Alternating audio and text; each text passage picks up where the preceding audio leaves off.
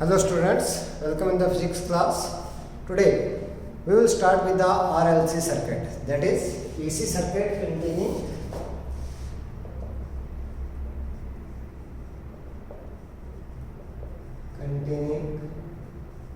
resistance,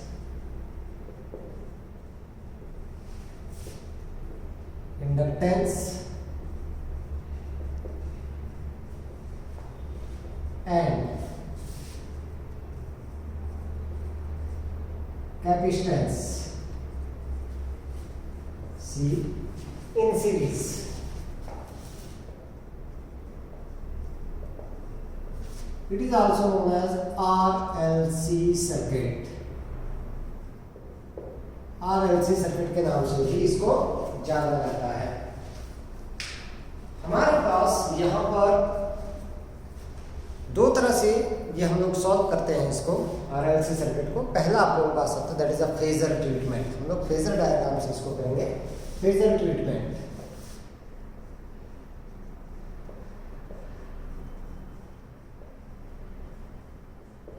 इन actual हमारे पास ये RLC circuit जब भी पूछा जाएगा, बहुत ही इंपॉर्टेंट आर्टिकल है, तो हम लोग इसी मेथड को प्रेफर करते हैं, that is a phasor treatment. Most commonly exam में जो पूछा जाता है वो इसी से पूछा जाता है, फेजर ट्रीटमेंट से ही आप लोगों के पास ये आर्टिकल पूछा जाता है। तो मान लो हमारे पास कोई सर्किट है, मान लो आपके पास let a pure resistance R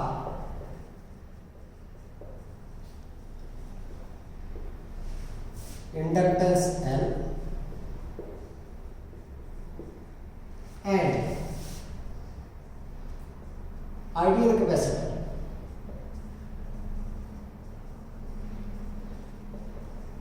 of capacitance C are connected in series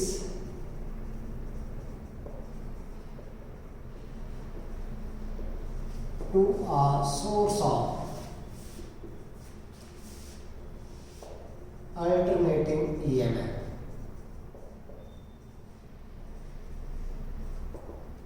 हमने क्या कर दिया, ये तीनों जो है वो सीरीज में जोड़ दिया। जैसे हमारे पास क्या है, ये यहां से this is resistance R, this is inductance L and this is capacitor of capacitance C. These are connected in series to a source of alternating EMF. ये हम लोगों ने कनेक्ट कर दिया, ठीक है। ये रेजिस्टेंस आपके पास आ गया, this is inductance and this one is inductor of inductance and capacitor of capacitance C. As in series, the current in the circuit that remains same. इसका मतलब जितना करंट इसके थ्रू है इतना इसके थ्रू और इतना ही इसके थ्रू आएगा, क्योंकि सीरीज में आपके पास करंट क्या रहता है, सेम रहता है। सो हम लोग यहाँ पर करंट के लिए इक्वेशन पहले लिखेंगे एज इन सीरीज कॉम्बिनेशन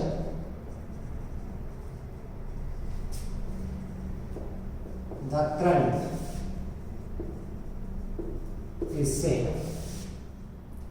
और constant in the circuit. So therefore, let alternating current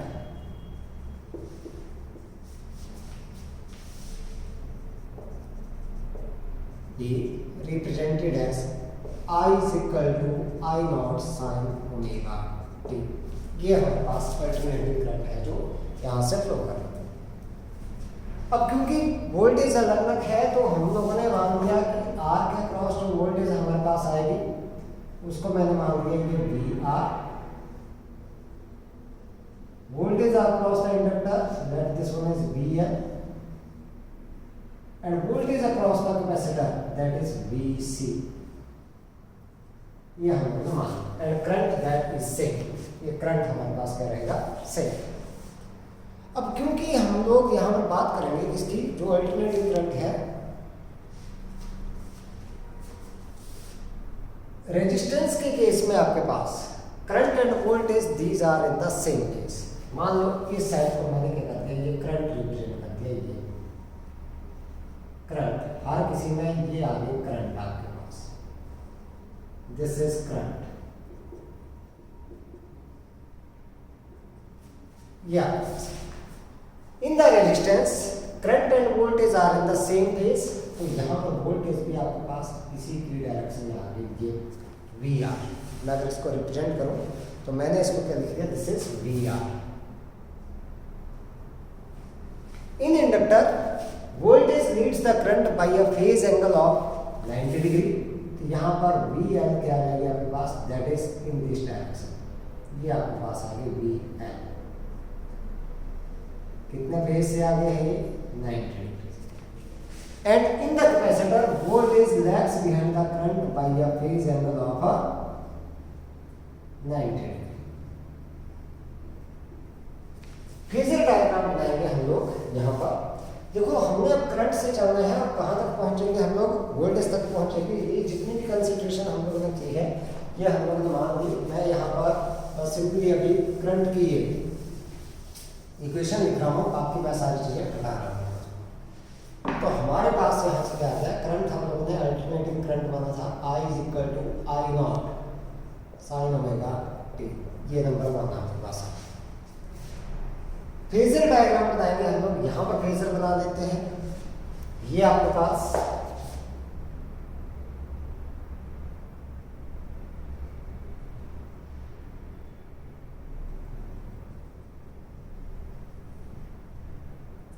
that this is x axis, this one is y axis, and this one is y dash. This is origin. मान लो हमारे पास जो current है phasor, let current phasor I naught, ये आपके पास, मैं phasor भी लिख देता हूं इसको, phasor I not is along x direction, या ओ एक्स में लिखते हैं इसको, ओ एक्स ही लिख देते हैं, अलाउंग ओ एक्स। इसके अलावा तो मैंने क्या कर दिया, ये जो फेजर है इसको मैंने ये रिप्रेजेंट कर दिया इस direction. This one is I not, यह हमने ऐसे, ठीक है। अब यहां पर हम लोग निकालेंगे that is the maximum voltage across the resistance. Maximum निकालेंगे हम लोग, दैट इज अ मैक्सिमम। पहली बात हम लोग करेंगे यहाँ पर नंबर 1 से लेकर चलेंगे, that is a maximum voltage across are.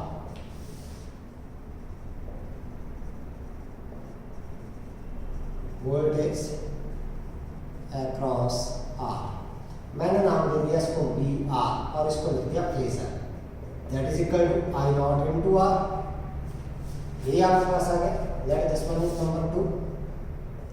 अब क्योंकि हमें पता है कि जो in this case the current and voltage are in the same phase, current and voltage these are in the same phase, and that this one phasor is represented along. जिस side को current है उसी side को क्या आएगी, voltage आपके पास आएगी। तो मैंने इसको रिप्रेजेंट कर दिया ओ ए से, और ये रिप्रेजेंट कर दिया आपके पास पूरा वी आर। यहाँ this one is a V R. Let VR is represented by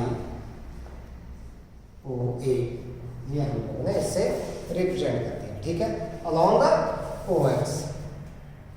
दूसरी बात हमारे पास हम लोग निकालेंगे कौन सा, that is a maximum voltage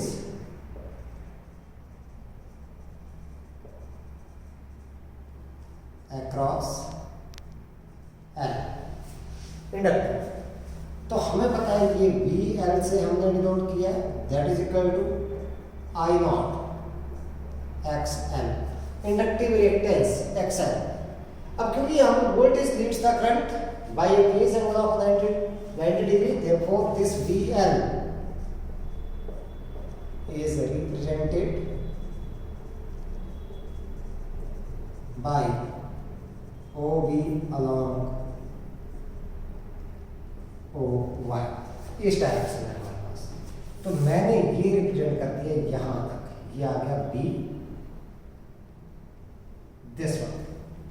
ये हमारे पास पूरा जो है यहां से यहां तक ये रिप्रेजेंट कर दिया मैंने बी एल से। ओ से VN, this one is a VN। तीसरा हम लोग बात करते हैं जिसकी, ये हमारे पास कितना आ गया बेटा यहाँ पर, ये हो गया 90 डिग्री। 90 डिग्री इस साइड को कितना आ गया ये, दिस इज 90 डिग्री। हमारे पास अगर तीसरी बात करें हम लोग, that is a maximum voltage,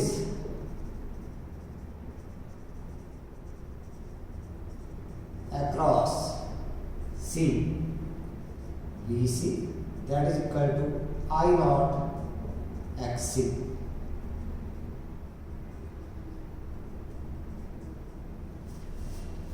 अब क्योंकि यहां पर voltage lags behind the current by the phase angle of pi by 2 90 degree, so this VC is represented by OC along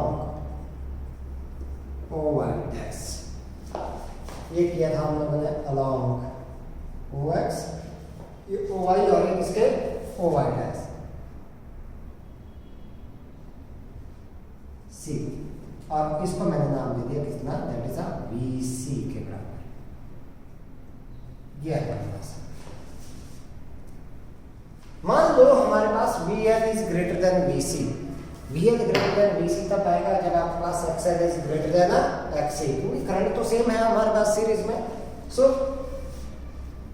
ये हमारे पास क्या है कि that the phase difference between VL and VC that is 180 degree. ये 90 degree इस side को आ गया हमारे पास, दिस वन इज 90 डिग्री इस साइड को आपके पास। अब इन दोनों के बीच का जो फेज डिफरेंस है, these vectors act along the same line but in opposite direction, hence the resultant of these vectors, इनकी resultant हम लोग बात करें, so as VL and VC जो फेज है आपके पास, as the phase difference, ऐसे लिख देना आप लोग, as the phase difference between VL and VC is 180 degree।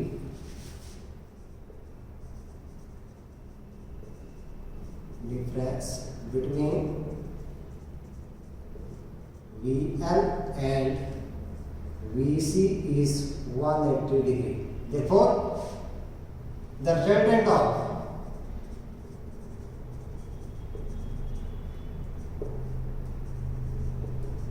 VL and VC is किसके लिए, for VL greater than VC। मैंने माना है ये, ऐसे जरूरी नहीं है कि VL आपके पास हमेशा ग्रेटर होगा, VC भी ज्यादा हो सकता है, लेकिन मैंने मान लिया कि that VL is greater then VC is VL minus VC represented by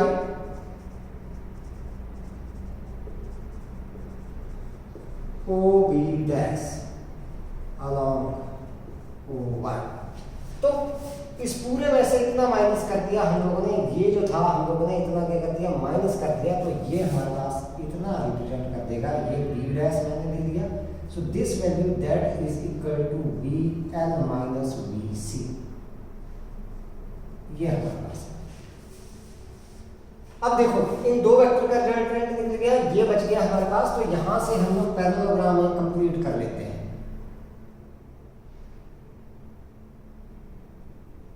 ये हम लोग कंप्लीट कर parallel, this is that this one is OBK। तो जो रिजल्टेंट है इन दोनों वेक्टर का कौन सा है, तो VL minus VC and VR, ये एक वेक्टर बन गया है। इन दोनों का resultant that is given by the diagonal of the parallelogram, ये रेक्टेंगल हमारे पास बन जाएगी,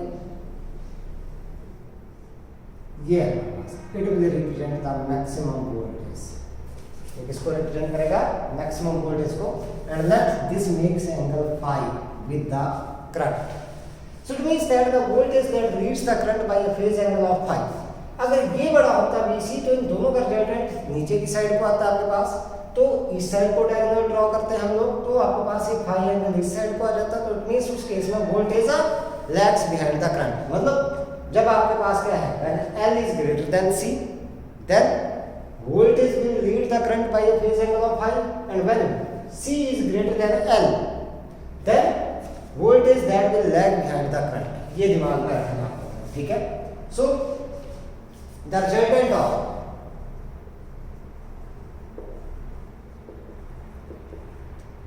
VL,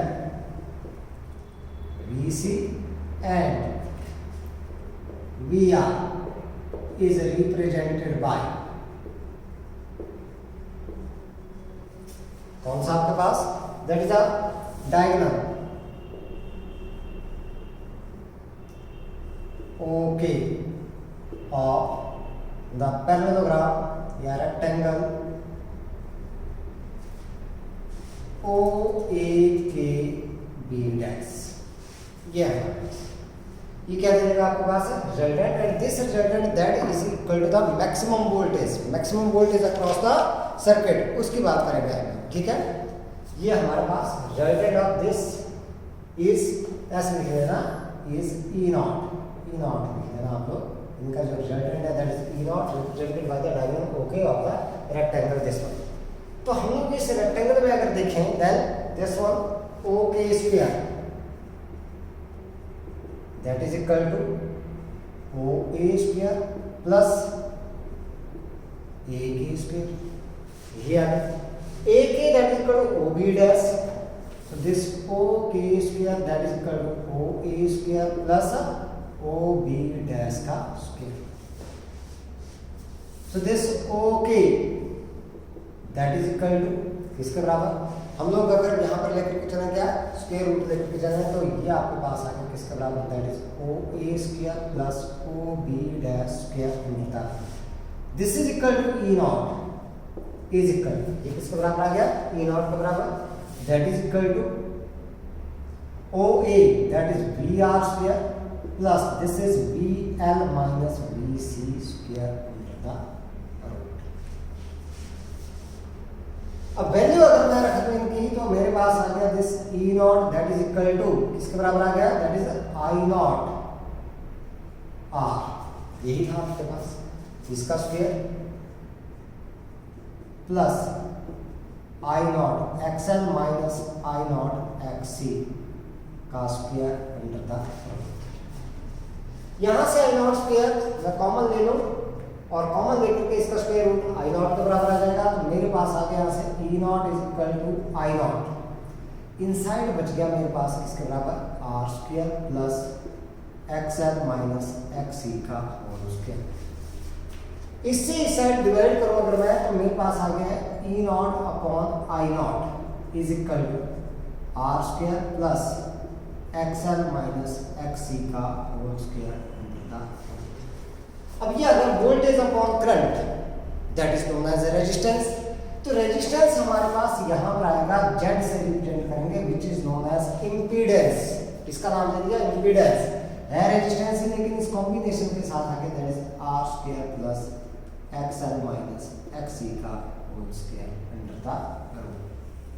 this Z is known as impedance of the circuit, क्या नाम दे दिया इसको, इंपीडेंस ऑफ द सर्किट। ध्यान दें यहाँ पर हमारे पास क्या गया Z that is known as a impedance of the circuit, मैंने यहाँ पे लिख दिया where Z is known as impedance of RLC circuit. अब ध्यान दें इंपीडेंस आपके पास क्या आता है, it is the resultant of the resistance and reactance. Reactance आपके पास अगर मान लो सिंपली कैपेसिटर भी है सिंपली इंडक्टर भी है, किसके साथ R के साथ कनेक्टेड है, तो रेजिस्टेंस और इसका क्या हुआ रिएक्टेंस हुआ, इसका क्या हुआ रिएक्टेंस हुआ, तो किसी एक का भी अगर आपके पास एक भी आ रहा है तो भी हमारे पास Z ही निकलेगा, तो मतलब इनका जो रिजल्टेंट है that is known as a impedance and it's a sign that is a ohm. अब अगर मैं बात करूं किसकी, that is a EMF E that is written as E0 sine of, अब यहां पर क्या है फ्रीक्वेंसी तो सेम रहेगी आपके पास that is omega t plus phi, it means that the voltage leads the current by a phase angle of phi। यहां पर था I = I0 sin omega t और यहां पर क्या आ गया E = E0 sin omega t plus phi, it means voltage leads the current कब, when VL is greater than VC or we can say that XL is greater than XC, और अगर आपके पास क्या हो जाता है कि that VL is less than VC और we can say that VC is greater than VL, तो ये आता है नीचे की तरफ को, तो मैं लिख देता E = E0 sin omega t minus five लिख देता, उस केस में आपके पास voltage lags behind the current by a phase angle of five. अब ये फाइव आपके पास कैसे निकलेगा, इसकी बात कर लेते हैं। हो गया हमारे पास ये, बस एक फाइव हम लोग ने निकालना है।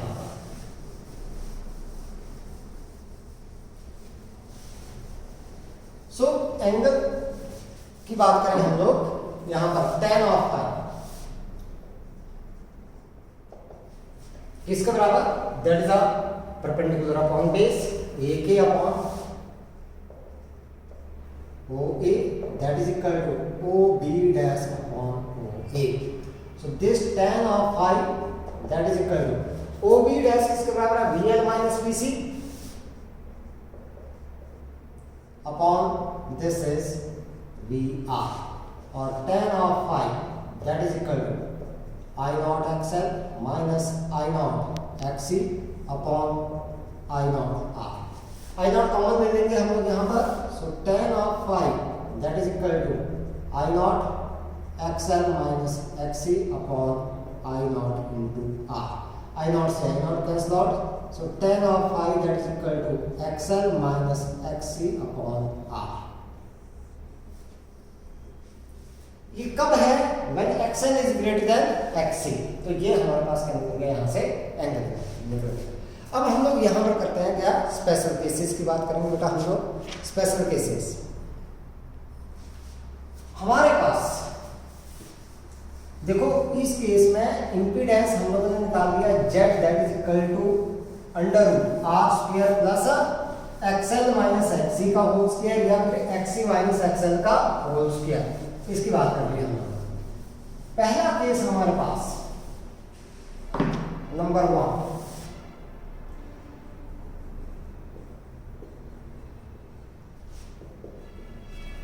यहां पर देखते हैं हम लोग, जब आपके पास क्या है, when XL is equal to XC, दोनों क्या हो गए बराबर, मतलब ये दोनों बराबर, तो tan of phi is equal to 0 और we can say that phi is equal to 0। It means that the phase difference, ये था phase difference between current and voltage, that is 0। 0 किस में आता है, जब आपके पास क्या है, सर्किट में सिर्फ रेजिस्टेंस है, तो हम लोग क्या बोल सकते हैं, that the circuit is non-inductive, ठीक है, then the circuit is a non-inductive, non-inductive। दूसरा केस हमारे पास, when XL is greater than XC, इस केस में then tan of phi is positive, ये XL greater than XC, तो tan of phi क्या आएगा, positive. It means that this phi is positive. phi positive होने का मतलब है क्या है आपके पास, कि that the voltage leads the current, means हमारे पास क्या आ गया, voltage leads the current bye phase phi। इस फेज से कितने से, phi से इसने लेकर के लीड करती है। अब कौन से सर्किट में वोल्टेज लीड करती है, जब आपके पास इंडक्टेंस क्या आ जाए, ज्यादा आ जाए, तो हम लोग क्या बोल सकते हैं, that circuit is inductance dominated, inductance dominated, ये हमारे पास है। और जब आपके पास क्या आ जाए, इस केस में that when this XL is less than XC or we can say that XC is greater than XL, उस केस में ये बड़ा है, ये क्या है, छोटा है, तो मैं लिख सकता हूँ that this tan of phi is negative, negative ही आ जाएगा यहाँ से, so therefore this phi is negative। it means that voltage lags behind the current, voltage lags behind the current. अब किसमें आपके पास वोल्टेज जो है पीछे रहती है, जब आपके पास कैपेसिटेंस ज्यादा हो, तो इट मींस हमारे पास क्या है, that circuit is capacitance dominated, is capacitance dominated. तो ये था हमारे पास, देखो कुल मिलाकर के ये ध्यान में रखना है हम लोगों ने कि जेड किसके बराबर निकाला, that is equal to R square plus XL minus X E का whole square under the root. कोई सा भी बड़ा जाए कोई सा भी छोटा हो जाए, स्क्वायर आप लोगों के पास पता ही है किसके बराबर, भाई नेगेटिव का स्क्वायर भी करेंगे तो क्या आ जाएगा, पॉजिटिव आपके पास आ जाएगा। दूसरी बात हमारे पास यहाँ पर जब क्या होगा आपके पास, when the X L is greater than X E, X L क्या हो गया greater than X E, then voltage leads the current by a phase angle phi, and when XC is greater than XL then voltage lags behind the current by a phase angle of phi। बस इतना सा फर्क है, बाकी आपके पास सारा मसाला क्या है ये सेम आ। तो ये था हमारे पास कौन सा RLC सर्किट। एक हम लोगों ने कर लिया यहाँ पर फेजर ट्रीटमेंट। हम लोग अगर बात करें इस जेड की, इसकी फ्रीक्वेंसी के साथ वेरिएशन देते हैं हम लोग। कई बार क्वेश्चन जाती है that give the variation of impedance, that is known as impedance. Impedance means that is the total resistance of the combination of a RLC circuit या RL circuit या RC circuit। तो उस केस में हम लोग देखते हैं यहाँ पर क्या है, वेरिएशन ऑफ जेड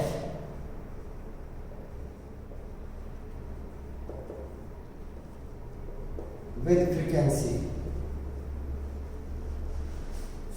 ओमेगा और न्यू, किसी से भी करता हूं। देखो हमने किया Z is equal to square root of R square plus XL minus X E का होल स्क्वायर। तो यहां से X L that is equal to omega L that is equal to 2 pi nu है, and X E that is equal to 1 upon omega C that is 1 upon 2 pi new सी।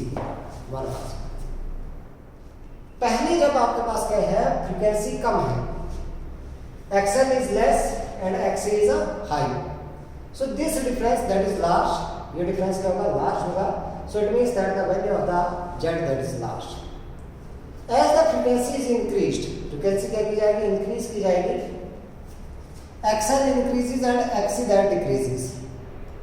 तो हमारे पास मान लो पहले एक था 10 और एक था 100, दोनों का अगर मैं डिफरेंस दे दूं तो आपके पास कितना आ गया, डिफरेंस इनका आ गया 90, ठीक है, माइनस में लो प्लस में। लेकिन जब हमारे पास क्या हो गया, ये बढ़ना शुरू हो गया, ये कम होना शुरू हो गया, मान लो किसी टाइम के ऊपर ये आ गया आपके पास कितना, this is 30 and this becomes 70। अब देखो डिफरेंस कितना आ गया इनका, दैट इज 40, मतलब ये कम हो रहा है। It means that with the increase in frequency XL increases and XC that decreases, so this difference that decreases, ये क्या होगा डिक्रीज होगा as the value of the Z that decreases. At certain time when XL becomes XC equal to XC, जब दोनों बराबर हो गए, मान लो ये 50 और ये कितना आ गया 50, तो ये डिफरेंस हो गया 0। At that time Z is only equal to R, उस केस में जेड किसके बराबर आ जाएगा आर के बराबर। जब ये दोनों क्या आ गया, when XL is equal to XC then Z is equal to R which is minimum value, इससे कम आपके पास Z नहीं हो सकता है, R से कम आपके पास Z नहीं है। उसके बाद फिर से ये बढ़ना शुरू हो जाएगा, ये बढ़ना शुरू हो जाएगा, ये तो कम ही हो रहा है, तो आपके पास ये आ गया 70 और ये आ गया 30, तो हमारे पास कितना होगा फिर से 40, मतलब ये बढ़ गया आपके पास, दिस मींस Z की वैल्यू बढ़ गई। और किसी टाइम के ऊपर ये आ गया 100 और ये कितना आ गया 10 आ गया, तो कितना आ गया डिफरेंस 90। तो इसका मतलब एक बार ये डिक्रीज होगा with the increase in frequency और फिर से बढ़ जाएगा आपके पास, ठीक है, और इसकी मिनिमम वैल्यू किसके बराबर आ गई, that is equal to R.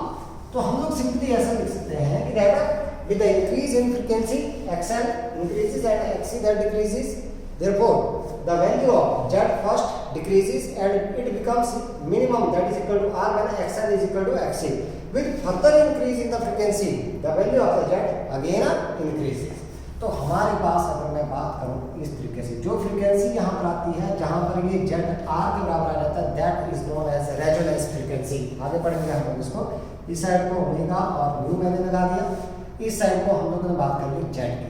तो Z की वैल्यू बेटा इस तरीके से आपके पास ये ऐसे वेरी कर जाएगी and this is equal to resistance R। Z किसके बराबर हो जाएगा R के बराबर, and this frequency that is known as resonance frequency. या तो आप लोग ओमेगा आर से रिप्रेजेंट कर दो या न्यू आर से रिप्रेजेंट कर दो। तो ये आपके पास वेरिएशन आ गई किसकी, जेड की, that is of impedance with the frequency of AC. अब अगला ट्रीटमेंट हमारे पास ये आपके पास ऑप्शनल है, जिसने करना होगा वो कर लेना, जिसने नहीं करना है वो कोई दिक्कत नहीं है।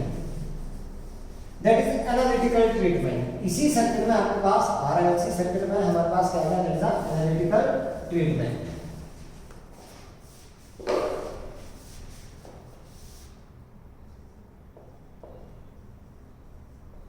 Analytical treatment.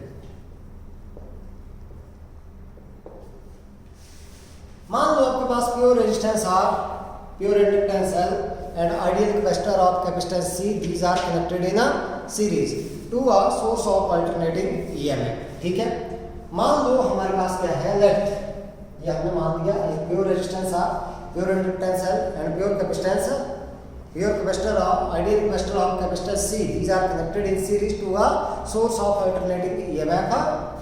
so let the alternating EMF, यहाँ पर वैसे ही चलेंगे हम,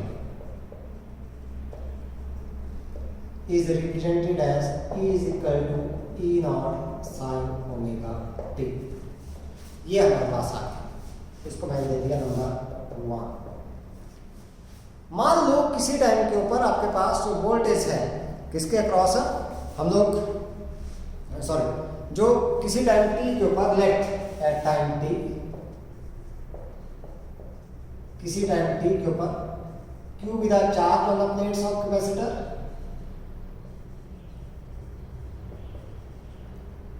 I with the current in the circuit, and di over dt, that is rate of change in the current through the circuit। तो हम लोग बात करेंगे that is a voltage across C,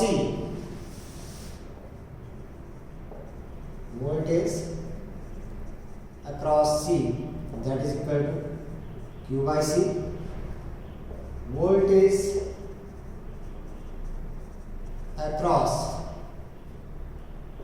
R की बात कर रहे हैं तो किसके बराबर आ जाएगा, voltage across R that is equal to IR, and voltage across L that is equal to L di over dt, and voltage across R, ये चले हम लोग voltage across R that is equal to I into R। अब तीनों voltage का जो सम है वो टोटल वोल्टेज ये आगे वो इसके बराबर होना चाहिए, अप्लाई वोल्टेज के बराबर। So therefore this one that is a Q by C plus L di over dt plus I R that is equal to E naught sin omega t के बराबर। ठीक है, इसको मैं थोड़ा सा अलग तरीके से लिख देता हूं। मैंने पहले लिख दिया IR this one plus L di over dt plus Q by C that is equal to E naught sin omega t के बराबर। अब अगर I की बात करें हम लोग, जो आपके पास I आएगा, I that is equal to किसके बराबर आता है, that is equal to dq over dt, और di over dt that is equal to d2q over dt square के बराबर आ जाएगा। ठीक है, as this I that is equal to dq over dt and this di over dt that is equal to d2q over dt square. ये हमारे पास है।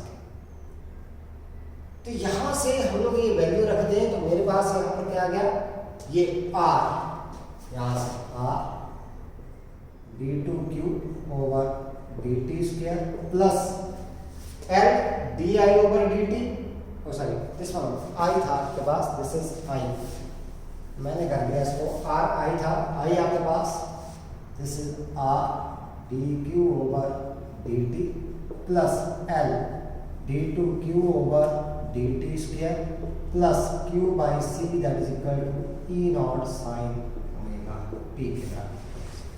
ठीक है, so this is the equation of the post oscillator. मैं इसको ऐसे लिख सकता हूं that L is d2q over dt square plus R dq over dt plus Q by C that is equal to E naught sin omega ठीक है बराबर। This is the equation of the forced oscillator and the solution of this equation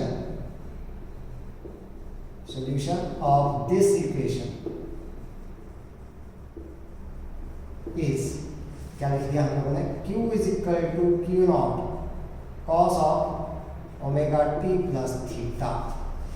ये हम लोगों ने इसका क्या कर दिया, सोल्यूशन लिख दिया यहाँ। नहीं, इसको लिखते हैं हम लोग इसमें साइन और cos, this is sine. Q is equal to Q naught sin omega t plus theta, sine की फॉर्मूला करते हैं। तो यहाँ से क्योंकि ये साइन की फॉर्म में है तो साइन की फॉर्म में ही करेंगे हम लोग यहाँ पर।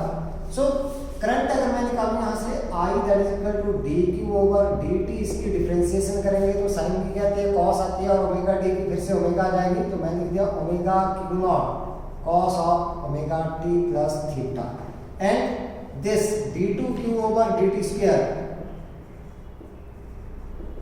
एक बार फिर से डिफरेंशिएट करेंगे, cos की आती है माइनस साइन, मैंने लिख दिया माइनस ओमेगा की ओमेगा टी की फिर से ओमेगा आ जाएगी omega square Q naught sine of omega T plus theta.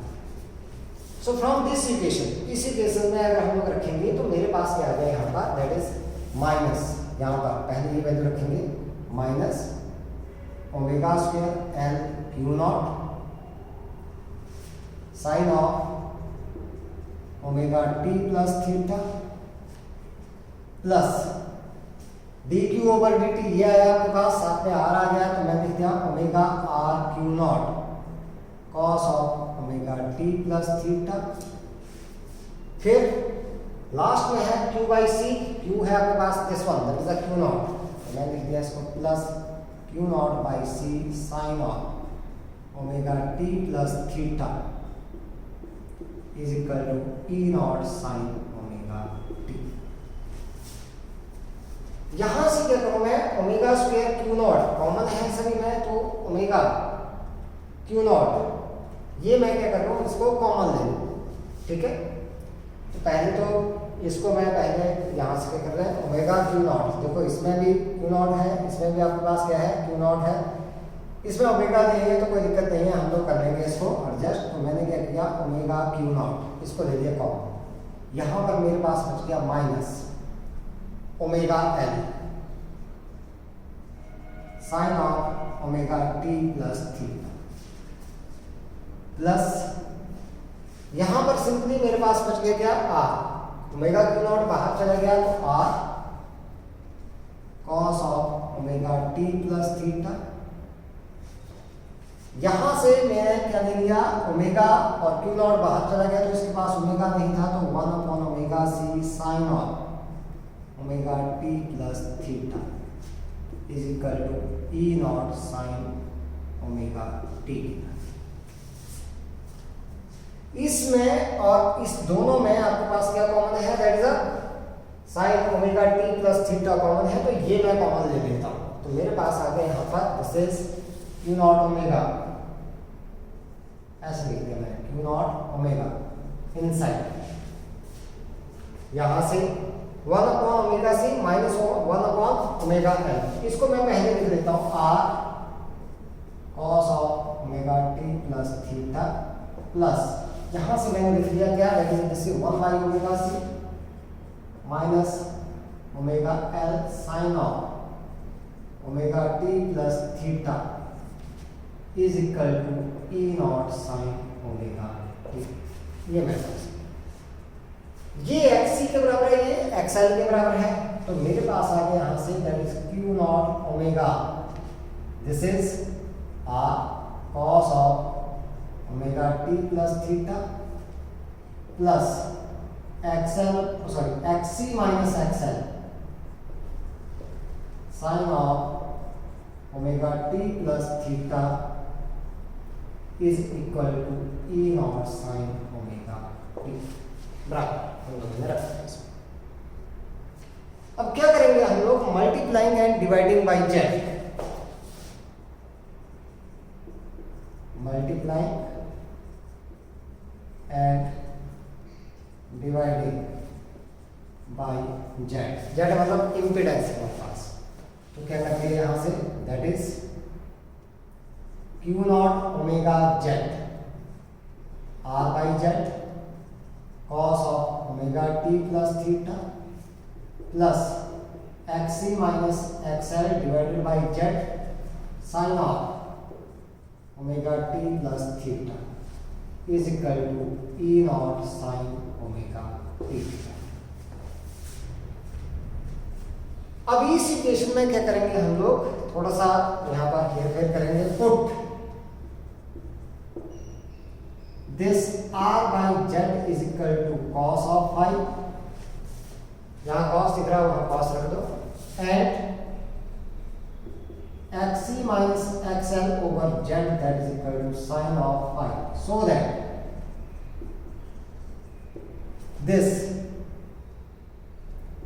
xc minus xl over r that is equal to tan of phi, ताकि यह तो फिर इनको डिवाइड करेंगे, इससे इसको डिवाइड करेंगे तो हमारे पास क्या आ जाएगा tan of phi that is equal to xc minus xl over r बच जाएगा, z से z कैंसिल हो जाएगा. तो मेरे पास ये इक्वेशन क्या बन गई यहाँ पर, that is q naught omega z into यहाँ पर cos of omega t plus theta और r बाई z किसके बराबर है, cos of phi plus this xc minus xl over z that is equal to sin of phi, तो मैंने लिख दिया पहले sin of omega t plus theta into sin of phi is equal to e naught sin omega t. ये बन गया cos a cos b plus sin a sin b that is equal to cos a minus b. तो मेरे पास ये equation बन गई that is q naught omega z into cos of omega t plus theta minus phi is equal to e naught sin omega t. ये equation बन गई last में हमारे पास. अब इसमें करेंगे कंपेयरिंग द कंपोनेंट्स. कंपोनेंट्स को हम लोग क्या कर रहे हैं यहाँ पर कंपेयर करें. तो हमारे पास क्या गया e naught that is equal to किसके बराबर, यहाँ पर देखो अभी cos है, हम लोगों ने इसको साइन में करना कन्वर्ट, तो हम लोग क्या करते हैं एज माइनस पाई बाई 2 कर लेते हैं. ठीक है, तो इसका मतलब हमारे पास है theta minus pi that is equal to किसके बराबर आ जाएगा, माइनस पाई बाई 2 के बराबर, क्योंकि cos of minus theta that is equal to cos of theta, तो यहाँ से आ जाएगा pi by 2 minus omega t, cos pi by 2 minus omega t that is equal to sine of omega t के बराबर हमारे पास हो जाएगा. ठीक है, तो हमने क्या कर लिया कंपेयरिंग द कंपोनेंट्स. तो मेरे पास क्या है that is e naught that is equal to q naught omega z. लेकिन एक्चुअल में ये क्या आता है, voltage that is equal to current into resistance, resistance तो इम्पीडेंस के बराबर है, तो मैं इसको लिख सकता हूं that is i naught z. So therefore this i naught that is equal to q naught omega, मतलब q नॉट ओमेगा की वैल्यू किसके बराबर आ जाएगी, that is equal to i naught. Moreover this theta minus phi that is equal to minus pi by 2. So this theta that is equal to minus pi by 2 plus phi. ये हमारे पास है. ठीक है, therefore this current यहां से निकालेंगे current हम लोग इस इक्वेशन से, ये जो आपके पास इक्वेशन है इसमें से करंट. therefore the current मैं यहां पर लिख देता हूं इसको. करंट की बात करें अगर हम लोग, तो करंट हमारे पास किसके बराबर आ गया, that current I omega q naught या q naught omega that is equal to I naught sine, कहां पर, ये आपके पास क्या है cos, दिस इज cos लिख दिया मैंने. यहां पर है हमारे पास ओमेगा टी प्लस थीटा है, तो थीटा लिख दिया मैंने phi minus pi by 2.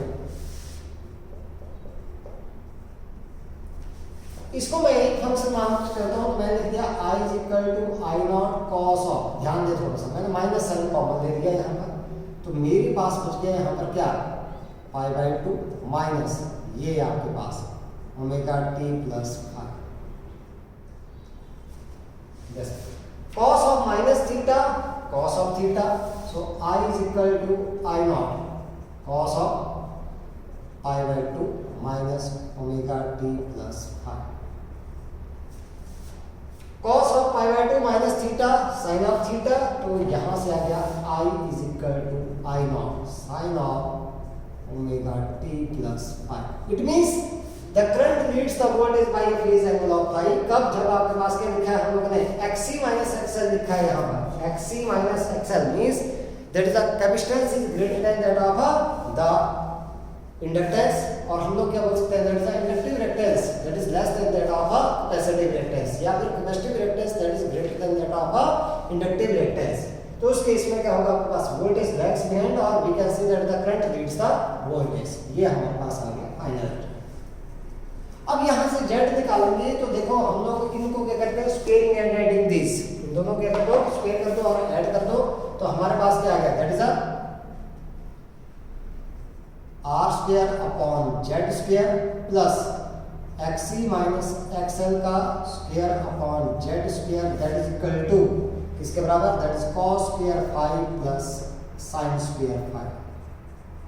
cos square 5 plus sin square 5 is equal to 1, तो this is R square plus XC minus XL का square that is equal to Z square.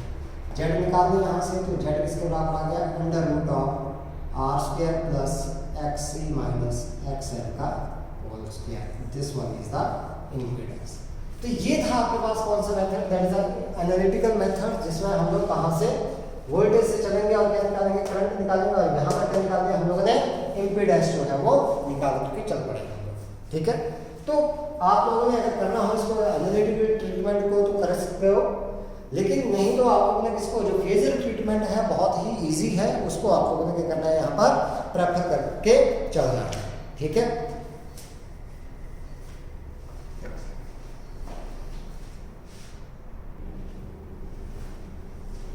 Next one हम लोग लेकर के चल रहे हैं इम्पीडेंस ट्रायंगल। अब एक्चुअल में ये इम्पीडेंस ट्रायंगल होती क्या है, इसमें आप लोग डायरेक्टली सारी चीजें निकाल सकते हैं।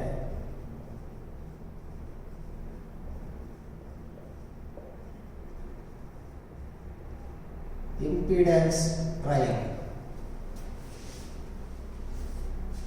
फ्रॉम द फेजर, जो हम लोग ने फेजर किए थे ये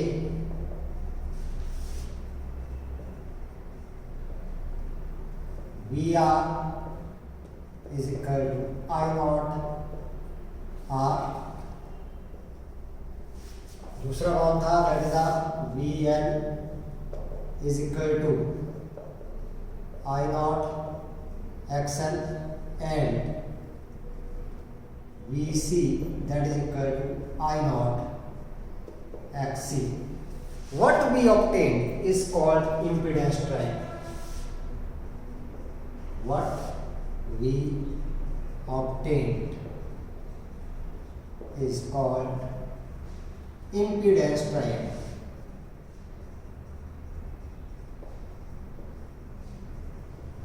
This is a right angle triangle whose base that represents the ohmic resistance, perpendicular that represents the reactance, and the hypotenuse that represents the impedance. तो ये हमारे पास ये ट्रायंगल बन गई इस तरीके से, राइट एंगल ट्रायंगल। मान लो ये O है, this is A, this one is B, और ये हमारे पास आ गई इसकी हाइपोटेन्यूज। ये रिप्रेजेंट करेगा ओहमिक रेजिस्टेंस, इसने रिप्रेजेंट कर दिया रिएक्टेंस। अगर आपके पास दोनों है तो उनका डिफरेंस आएगा, और अगर एक ही है तो एक ही आएगा, एक्सएल है तो एक्सएल, एक्सी है तो एक्सी। अगर एक्सएल है तो ऊपर की तरफ को, एक्सी है तो नीचे की तरफ को, तो ट्रायंगल इस साइड को मिल जाएगा। This represents hypotenuse that represents the impedance, and this angle this OA this B की बजाय मैं यहाँ पर K ले लूँ क्योंकि K ही आप लोगों ने दिया था। This represents the phase between the current and the voltage. ये फाई क्या आ गया, phase between the current and the voltage. तो यहाँ से देख लो, देखो पाइथागोरस थ्योरम लगाए अगर हम लोग, तो मेरे पास आ रहा है Z square that is equal to R square plus XL minus XC का whole square. So Z that is equal to R square plus XL minus XC का होल स्क्वायर अंडर था। इम्पीडेंस निकल गया। अगर मैं यहाँ से निकालूं क्या tan of phi then it is perpendicular upon base, तो सीधा आगे आपके पास क्या है XL minus XC upon R के बराबर। तो इस ट्रायंगल से हम लोग क्या कर सकते हैं, देखो यहाँ से इम्पीडेंस निकाल दिया और यहाँ से क्या निकाल दिया, that is a tan of phi हम लोगों ने निकाल दिया, where phi that is the phase angle between the current and the voltage, alternating current and voltage। अब जो रेसिप्रोकल है आपके पास, reciprocal of reactance is called susceptance. ध्यान दें, reciprocal of reactance is called susceptance. जैसे रेजिस्टेंस का जो रेसिप्रोकल था हम लोगों ने उसको क्या बोल दिया था, हम लोगों ने कंडक्टेंस बोल दिया था, वैसे ही reciprocal of reactance that is called susceptance and reciprocal of this impedance is called admittance। Admittance इसको नाम दे दिया हमने, ठीक है। तो ये हमारे पास क्या गए, दीज आर द रेसिप्रोकल्स और this is a impedance triangle. अब कोई सा सर्किट दिए रखा हो आपके पास, R और XC है आपके पास, मान लो रेजिस्टेंस और कैपेसिटेंस है या रेजिस्टेंस और इंडक्टर है या फिर आपके पास ये भी है, तो जेड अगर हम लोगों ने निकालना है तो आप लोग इस ट्रायंगल से डायरेक्टली निकाल सकते हैं। तो हम लोग यहाँ पर बात करते हैं AC circuit containing R and L only, R and L in series, मतलब RL सर्किट है हमारे पास। ध्यान दें,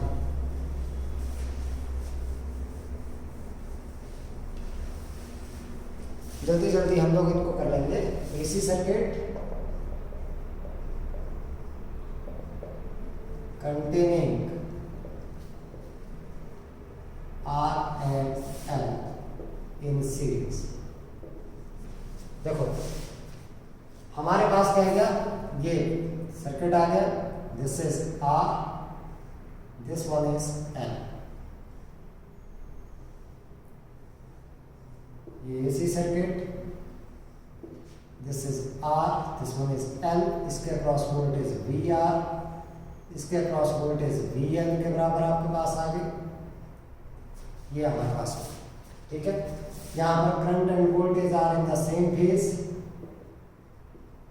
and in this case voltage leads the current by a phase angle of 90 degree. तो अगर मैं क्या बताऊं यहाँ पर फेजर डायग्राम, तो इस साइड को हम लोगों ने क्या दे दिया, करंट दे दिया भाई, I नॉट आ गया इस साइड को आपके पास, this is what X axis आपके पास, ये वाई एक्सिस है, सो दिस इज VR, ये VR इस साइड को रिप्रेजेंट कर दिया, इस साइड को VL। तो हमारे पास अगर रेक्टेंगल में कंप्लीट करूंगा तो हमारे पास ये जो डायगोनल है that will represent the voltage and this angle is phi और ये आ गया था 90 degree. this OAK, this one is B। so in this case voltage leads the current by a phase angle of phi।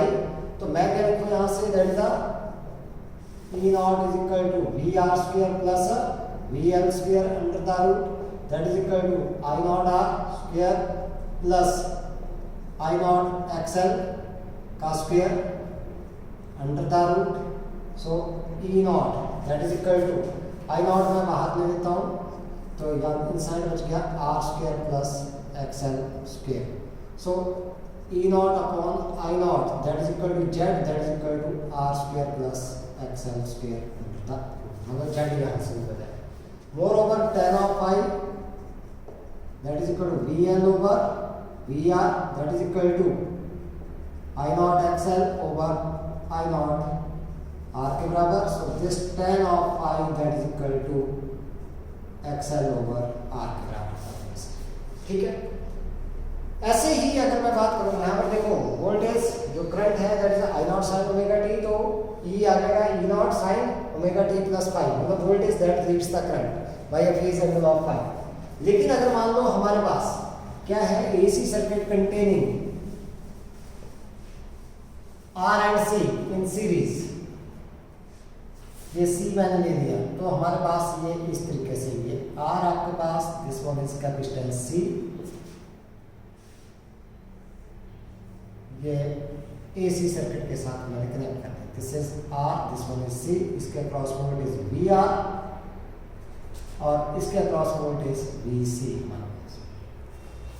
यहां पर current and voltage both are in the same case, I, ये V R, और यहां पर आपके पास voltage lags behind the current by a phase angle of 90 degree. तो अगर मैं फेजर डायग्राम बना करके चलूं, यहां पर एक्स एक्सिस, इस साइड को आपके पास क्या आ गया, ये आई नॉट मैंने मान रखा है इस साइड को, तो ये आ गया V R O, this one is A, और इस साइड को आपके पास क्या आ गया, this is V C, that this one is B minus. तो इनका जो रिजल्टेंट है आपके पास वो आ जाएगा इस डायरेक्शन में, तो ये हमारे पास क्या देगा, this one is maximum voltage, this is angle phi. तो यहां से हम लोग क्या लिख सकते हैं, that this one E naught that is equal to, यहां से V R square plus V C square under the root this E naught that is equal to I naught R का square plus I naught X C का whole square under the root, E naught is equal to I naught R square plus X C का square, so E naught upon I naught that is equal to Z that is equal to R square plus X C का square under the root. Moreover this voltage that lags behind the current by a phase angle of phi and this tan of phi that is given by किसके बराबर, V C over V R, ये V C के बराबर है, ये V R के बराबर, that is equal to I naught X C over I naught R के बराबर, so tan of phi that is equal to X C over R के बराबर। अब एक चीज ध्यान देने लायक है यहाँ पर, जब हम लोग वोल्टेज निकालते हैं तो वोल्टेज ये निकलती है हमारे पास, this one voltage E naught that is equal to V R square plus V L minus V C का स्क्वायर अंडर द रूट। तीनों वोल्टेज अगर हम लोग सम करें, ध्यान दें भाई, वोल्टेज निकालने हम लोग ने आर के क्रॉस निकाल दी, सी के क्रॉस निकाल दी और एल के क्रॉस निकाल दी, then the algebraic sum of these voltages that is greater than the applied voltage, जो कि आपके पास ट्रू नहीं हो सकता है। तो इसके लिए हम लोग ने क्या करना है कि इस प्रोडक्ट्स को हम लोग ने रिजॉल्व करना है कैसे, that when we take the this one that is the net voltage, we find the net voltage, then we take the vector sum, vector addition लेकर चलते हैं हम लोग, जिसमें हमारे पास ये दोनों वोल्टेज जिसके हैं these are out of phase, तो इनका रिजल्टेंट निकालेंगे, फिर इसके साथ हम लोग क्या करेंगे, कंबाइन करेंगे, तो वेक्टर सम हमारे पास किसके बराबर आ जाएगा, that is equal to the applied voltage. Otherwise इनका अगर अलजेब्राइक सम लेकर के चले हम लोग, तो हमारे पास क्या आ जाएगा, that will be greater than that of this applied voltage, जो कि हमारे पास पॉसिबल नहीं है। अब हम लोग बात कर लेते हैं कि that is the energy stored in the inductor. Inductor में एनर्जी निकाल लेते हैं हम लोग, पिछले चैप्टर के साथ ये आर्टिकल आता है, लेकिन हम लोग यहीं पर बात करते हैं। तो मान लो हमारे पास यहाँ पर energy store in the inductor,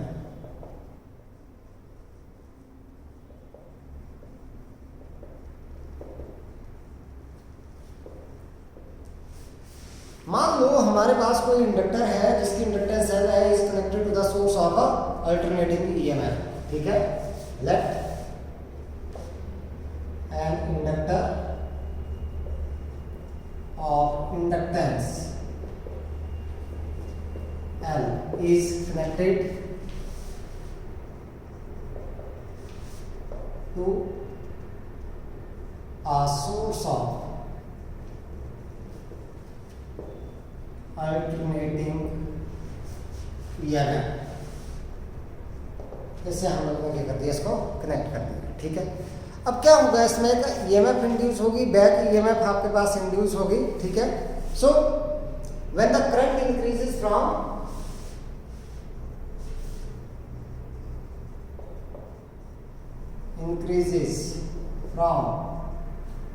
zero to maximum I naught, ये मैक्सिमम है, then an EMF is induced.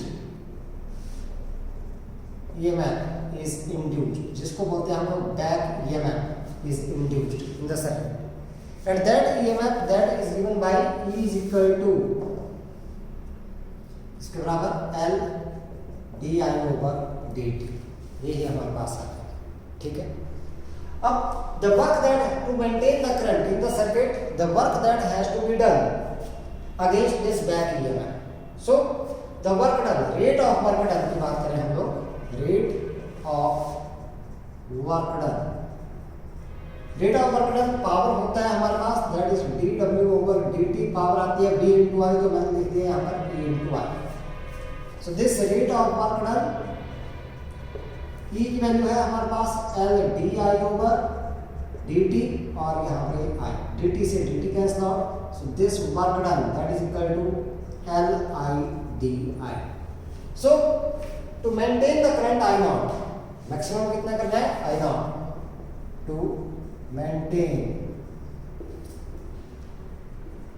current I naught, 0 से I naught, हमारे पास total work done that is equal to 0 से I naught L I di integrate करके, this work done L यहाँ से 0 से I naught I di इसकी integration I square by 2, so work done L I square by 2 और limit आ गई 0 से I, so this work done that is equal to half मैंने बाहर ले लिया L, यहाँ पर लिमिट लगा दी I naught square minus 0, so this work done that is equal to half L I naught square. This work done is stored as a magnetic energy in the inductor, so this work done is stored as magnetic energy, so this UB, B लिख दिया मैंने इसको साथ में, magnetic energy that is half L I naught square, where I naught is the maximum current which is maintained in the inductor. कहाँ से दिया हम लोगों ने 0 से I naught तक इसको इंक्रीज कर दिया, ठीक है। तो ये आपके पास energy stored in the inductor. तो आज के लिए बस इतना ही है, thank you and have a nice time.